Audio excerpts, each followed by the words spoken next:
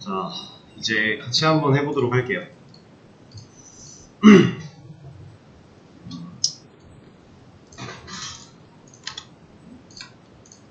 일단 수정 기능을 먼저 처리를 해볼 거고요.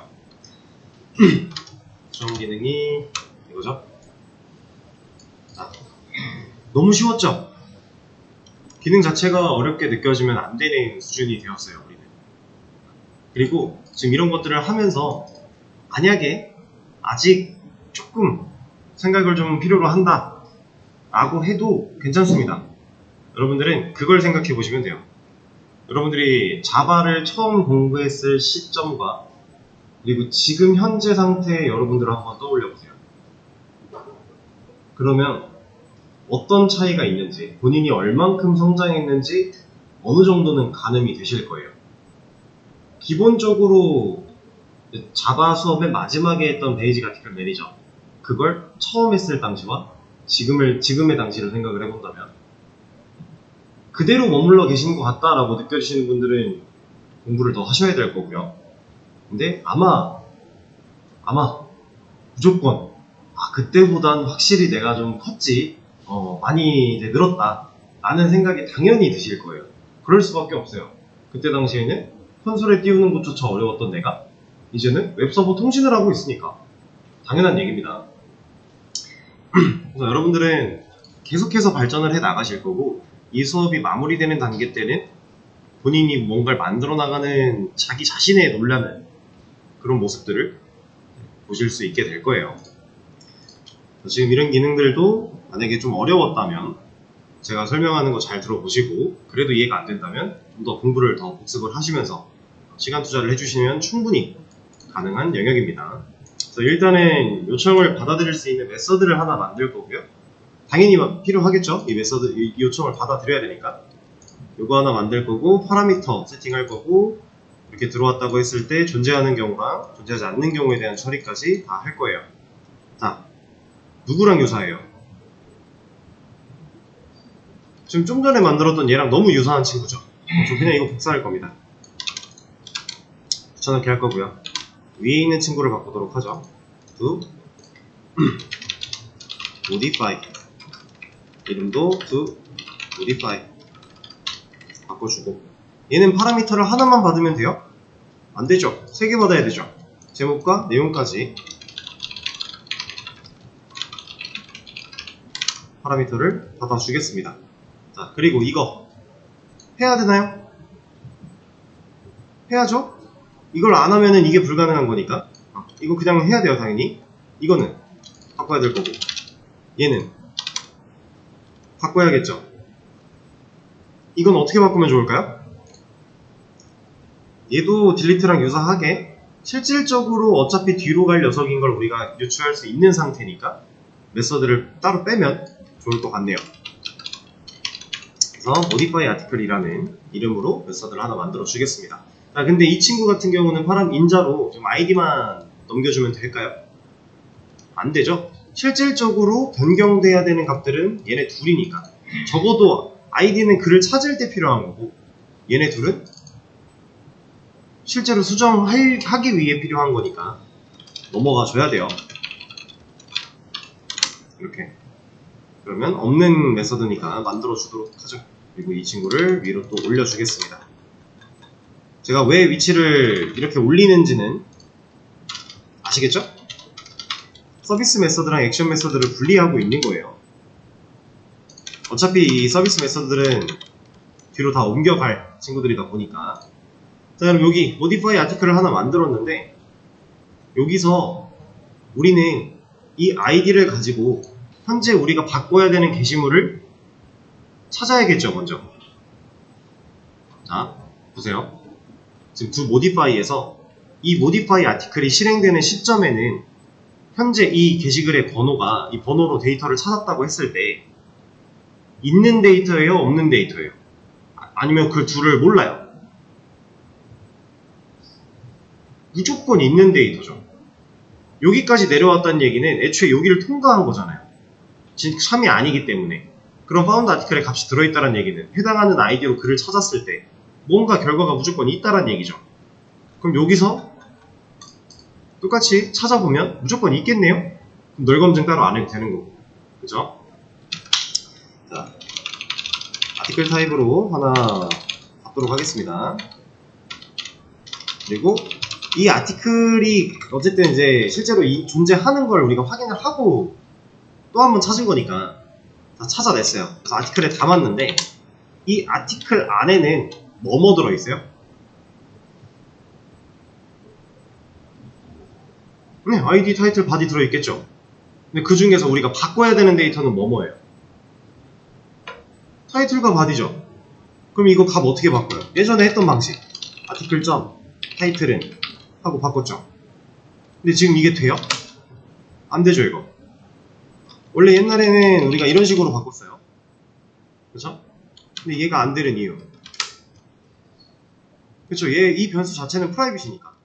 아티클 열어보면 이 안에 다 프라이빗이니까 직접적으로 접근이 안 된다. 그럼 이 변수에 접근하기 위해서 우리가 썼던 방식이 롬복을 사용해서 getter setter 메서드를 만들어서 사용을 한 건데, 자, get은 해봤는데 set은 아직 한 번도 해본 적이 없죠. 근데 사실 set이 어려울 게 전혀 없네요. 왜냐? 이거는 한번 보죠. 눈으로 보면은 확실히 빠르니까. 자, 지금 제가 하고 있는 이 방식은 여러분들한테 일부러 설명을 안 드린 건데 이것도 알려는 드릴게요. 뭐냐면 커서를 놓고요. 우리 예전에 투스트링 했던 거 기억나시나요? 이거 했었죠, 한 번인가 했었는데 그때 썼던 단축키가 Alt Shift S예요. 사실 단축키를 모르셔도 우클릭하고 여기 중간쯤에 있는 소스에 보시면 그냥 그대로 그 메뉴가 나와요. 이 중에서 Generator, Getters, and Setters, 얘가 옆구르기 하면서 봐도 얘는 Getter Setter 만들어 준다라는 소리죠. 이 친구로 들어갑니다. 그럼 우리가 만들어 놓은 변수들이 있고요. 이 친구들을 전체 선택을 한 거예요. 얘네들로 Getter Setter 만들어 줘 라고 하는 거니까. 만약에 원하는 게 얘네 둘이야. 그럼 이거 빼면 되겠죠. 그래도 우린 지금 다 만들 거니까 해서 그냥 Generate 하면은 만들어 줍니다. 이렇게 만들어 놓고 보면, 자, get 같은 경우는 뭔 일을 하고 있어요? 그냥 이 메서드 호출되면 현재 이 id 값을 돌려주고 있네요. 그쵸? 지금 여기에는 this가 생략되어 있는 거니까. 그쵸? 그리고 set, 얘는 매개 변수를 하나 받네요. 받아온 매개 변수로 기존에 있던 값을 덮어 씌우고 있죠. 그러면 우리가 지금 여기서 이렇게 쓸 게 아니라 set 타이틀을 한다면, 여기다가 인자로 타이틀을 준다면 이 값이 여기로 넘어올 거고요. 넘어와서 얘가 받아서 여기다가 덮어 씌워 준다. 된 거 아닌가요, 그러면? 그쵸? getter setter 익숙하지 않을 수는 있어요. 근데 얘는 여러분들이 익숙해지셔야 되는 부분인 것도 맞고, 그리고 어렵지 않기 때문에 쉽게 익숙해질 수 있는 것도 맞아요. 두려워할 필요가 없다는 얘기예요. 별거 아닙니다. 그냥 줘. 아니면 내가 지금 너한테 이거 줄 테니까 이걸로 바꿔놔. 그 두 가지 역할을 하는 게 getter랑 setter예요. 상당히 별거 아닌 친구들이니까 이렇게 쓰면 되고요. 그 다음에 body 같은 경우도 set body 해주면 된다. 이러면 이제 실제로 수정을 해줄 건데, 이 수정된 데이터가 잘 들어있는지 한번 확인을 해볼까요? 자, 서버가 리로드가 됐기 때문에 다시 10개로 돌아왔죠? to modify 바로 한번 가볼게요.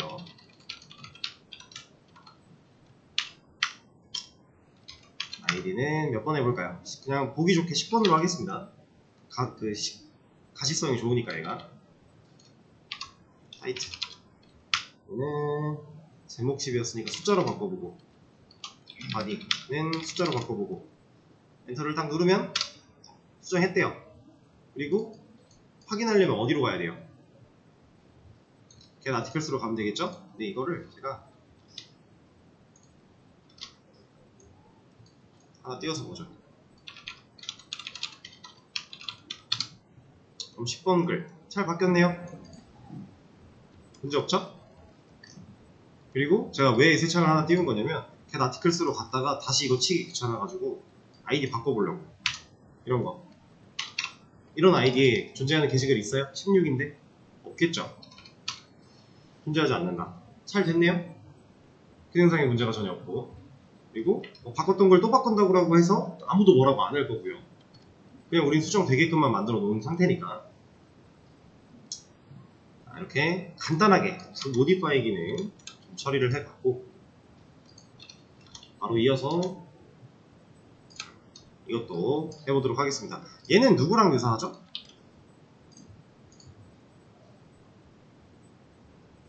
기능적으로 봤을 때 방금 전에 했던 모디파이나 딜리트 이런 친구랑 유사해요. 왜? 존재하냐 존재하지 않냐 이런 거 따져봐야 되는 거니까.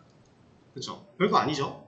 일단 그럼 메서드가 요청을 받아들이는 메서드도 필요한 거고, 파라미터도 하나 받아줘야겠네요. 자, 두 모디파이 하다 복사해서 이번에도 위에 있는 친구를 수정해 주도록 하겠습니다.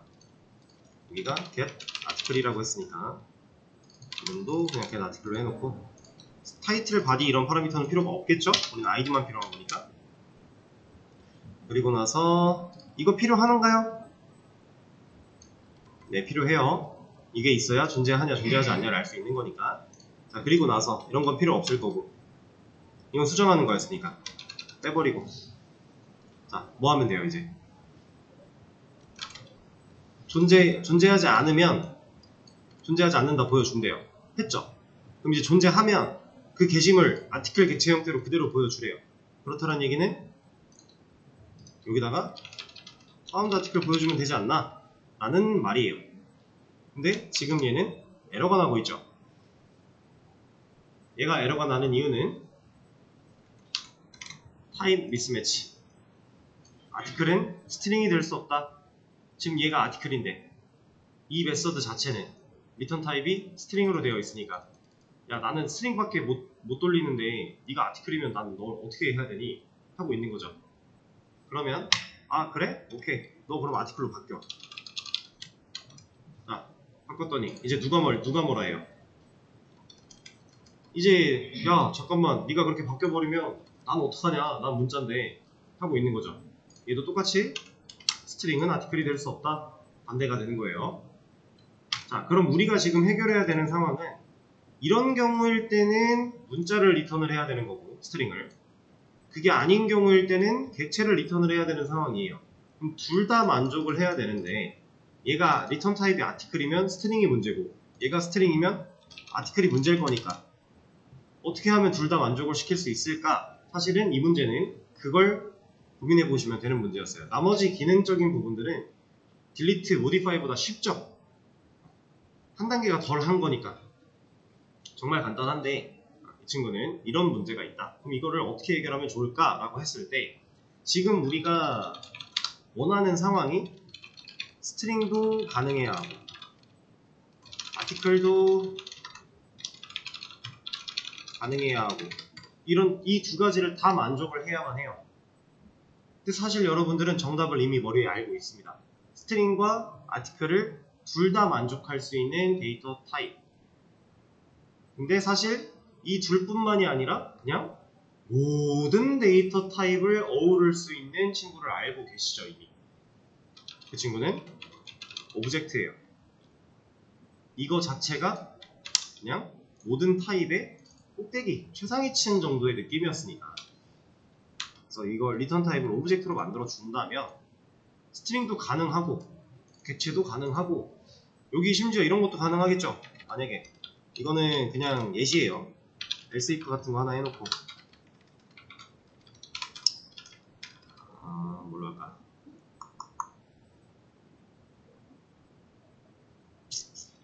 이렇게 할까요? 이러면 여기서는 이런 것도 가능하겠죠. 오브젝트는 모든 데이터 타입을 다 어우를 수 있으니까 문자도 되고 객체도 돼. 근데 지금 숫자도 되는 거고, 당연히 실수도 될 거고, 당연한 겁니다. 그럼 당연히 이런 것도 되겠네요. 중요한 건 오브젝트가 가지고 있는 뜻이 객체거든요. 그러니까 얘는 객체 그 자체예요. 근데 이 오브젝트라는 건 제가 지금 몇 번이고 계속 말을 늘려가며 강조를 하고 있는 건데, 모든 데이터 타입을 어우를 수 있다예요. 근데 방금 전에 제가 보여드린 정수, 실수, 논리, 불린 이런 친구들 다 데이터 타입이잖아요. 그렇죠? 그러니까 당연히 가능한 겁니다. 그리고 우리가 아티클이라고 하는 얘는 정의되어 있는 기본 자료형 타입이었나요? 아니죠. 뭐 스트링 같이 자바가 만들어주고 있는 그런 타입도 아닌 거고, 그죠? 근데 우리가 직접 만든 건데 얘도 오브젝트로 커버가 되네요? 다 된다는 겁니다. 진짜 다. 모든 데이터 타입 다.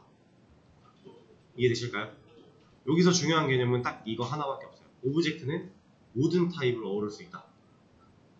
그래서 우리가 맵 같은 걸 사용을 할 때 밸류에 뭐가 들어올지 모르니까 밸류에다가 제너릭을 오브젝트로 잡아 놓는 겁니다. 다만 오브젝트를 사용하게 된다면 여기서 리턴을 했을 때 이 결과를 받은 곳에서 지금은 화면 브라우저가 직접 받았기 때문에 화면에 그려주고 끝날 건데 얘가 만약에 우리 코드 내에서 이 메서드의 결과로 리턴 값을 오브젝트 타입으로 받았대요.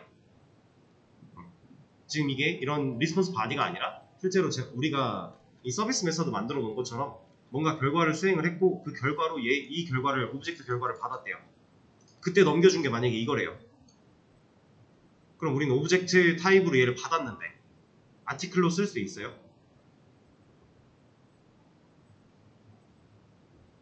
그러니까 간단히 말하면 이런 겁니다. 자, 이거 뺐죠? 이러면 얘 이제 서비스 메서드잖아요. 그죠?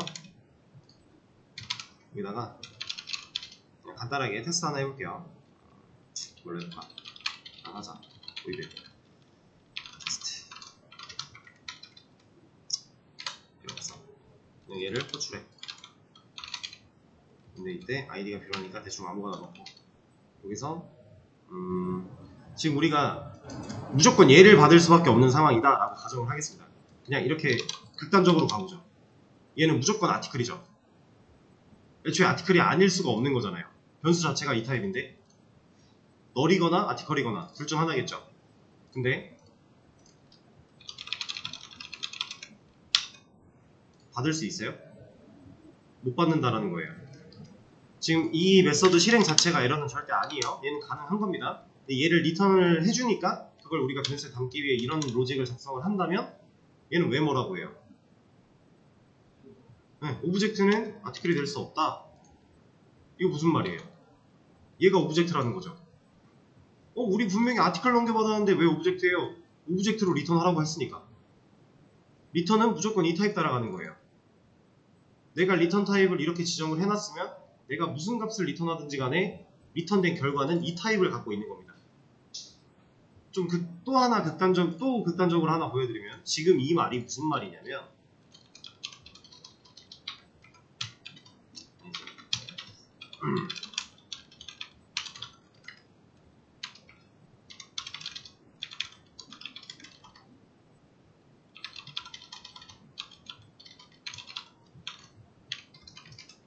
얘는 받아지잖아요.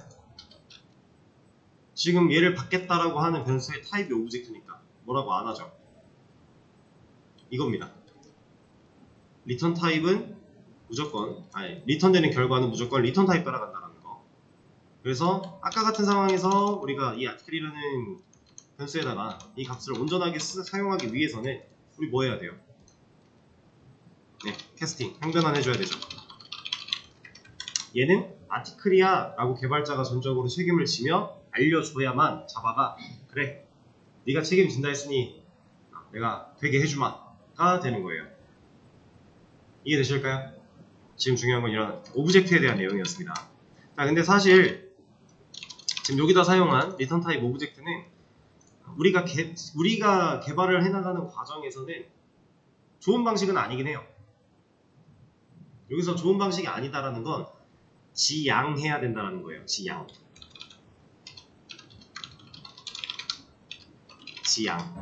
웬만하면 하지 말라는 거죠. 근데 왜 그래야 될까요? 자, 자바는 애초에 변수 만들 때 타입 지정하죠. 안 하면 문법이 안 맞잖아요. 그럼 자바는 깐깐한 언어네요.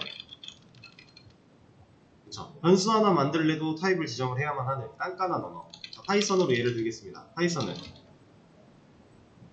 그런 거 없죠. 타입 같은 거 지정하지 않아요. 그냥 변수명만 적어주면 변수로 쓸 수 있어요. 그럼 얘는 덜 깐깐한 언어가 되겠네요. 그쵸? 자, 여기서 이제 이 둘이 둘 다 객체지향 언어인데, 자바랑 파이썬은 둘 다 객체지향 언어예요. 네, 치다 맞지. 근데 얘네들이 이렇게 깐깐한 애가 있고 덜 깐깐한 애가 있대요. 그럼 누가 좋은 거예요?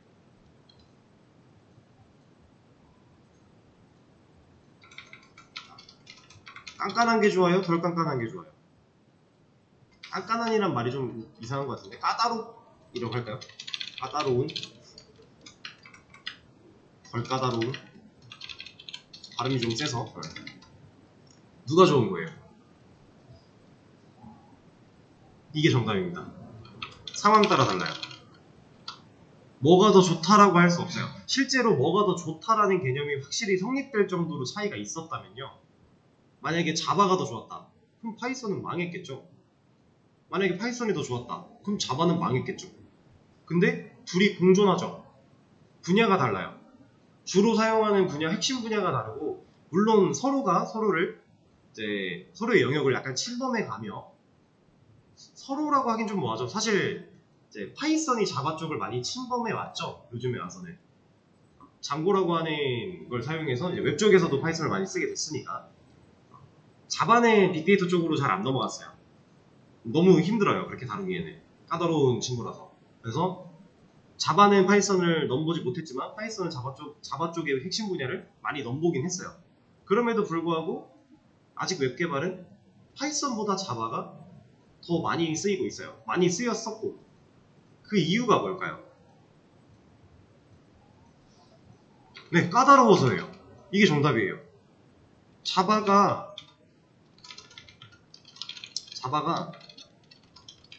웹 개발에 많이 쓰이는 가장 큰 이유? 자바라는 언어가 까다로워서. 언어 자체가 까다롭다라는 건 개발할 때 생각할 게 많다라는 거거든요. 근데 개발할 때 생각할 게 많다라는 건 내가 애초에 만드는 과정에서 생각 하나만 잘못해도 실행이 안 된다라는 거예요. 그러면 실행이 됐다라는 얘기는 생각할 것들을 빠뜨리지 않고 잘 생각을 했다라는 얘기죠. 그래서 고칠 때가 너무 쉬워요. 뭐 하나가 코드가 돌다가 뭐 하나가 잘못됐다, 혹은 뭐 하나를 바꿔야 된다라는 상황이 놓였을 때 수정하기가 쉽습니다. 근데 웹은 계속해서 수정을 해야만 되는 친구예요. 자, 생각해보세요. 10년 전에 만든 웹사이트가 지금도 똑같이 그대로 운영되고 있대요. 뭐 물론 그런 경우도 있겠지만, 예를 들어서요, 좀 디자인이나 기능적인 부분이나 부족하지 않을까요? 그쵸. 웹은 시대가 발전함에 따라서 디자인이나 아니면 이 사이트가 가져야 되는 기능들이 계속해서 변화해야만 해요. 그쵸. 그러니까 코드가 내적으로 계속 수정이 돼야 된다는 거예요. 이걸 보고 이제 SI 쪽에서는 보통 고도화라고 얘기를 합니다. 내가 기존에 만들어놨던 웹사이트를 가지고서 이제 전반적인 이제 기능들을 좀 업그레이드하고, 그리고 전반적인 디자인도 수정을 하고, 이러한 작업을 보통 고도화라고 표현을 하는데, 이 고도화 작업이 거의 필수예요. 웹은. SI 기준으로 말씀을 드리는 겁니다. 그러다 보니까 내가 뭔가를 고쳐야 되는데 제한이 없었어. 그럼 막 한 5년, 6년 지나서 내 코드 내가 봤어요. 분석하는데 오래 걸려요. 이거 내가 짰던 거지만 5, 6년 뒤면요, 내가 짠 거 아니에요. 왜냐면 개발할 때부터 내가 정말 0부터 100까지 타이핑을 다 할 게 아니니까. 그 중에서 내가 직접 타이핑한 거 해봐야 많아봐야 한 3, 40 될 텐데, 그럼 나머지 60은 내 코드가 아닌데, 애초에 내 코드가 아닌데, 그때는 분석했겠죠. 갖다 썼으니까. 5, 6년 지났어요. 다시 분석 그대로 다 해야 돼요. 근데 이게 깐깐하지 않은 상태로 자유분방하게 개발이 되어 있었다? 그러면 난리 나는 겁니다. 뭐 하나 수정할래도 그 흐름을 다 파악해야만 고칠 수 있는 거예요, 우리는. 근데 깐깐하게 잡혀있기 때문에 우리가 분석을 할래도 여기서부터 출발하면 이거 이렇게 들어가네? 그냥 한눈에 보고 흐름을 쫙 읽을 수 있다는 거죠. 그래서 자바가 웹 개발에 많이 쓰이는 겁니다. 자, 그러면 말이 나온 김에 이제 이것까지 말씀을 드리는 건데, 파이썬이 빅데이터 쪽에서 많이 쓰이는 이유.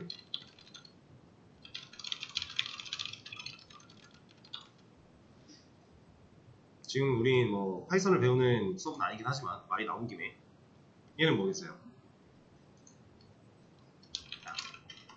파이썬은 그냥 딱 이것도 쉽게 말씀드리면 덜 까다로워서요. 빅데이터라는 건 방대한 양의 데이터를 보관하고 그 데이터를 가지고 통계를 뽑아내고 막 여러 가지 작업들을 해야 되는데, 이 방대한 양의 데이터를 저장할 때 애초에 깐깐해서 제약을 많이 걸어놓고 저장을 하려고 하면 데이터 저장이 너무 힘들어요.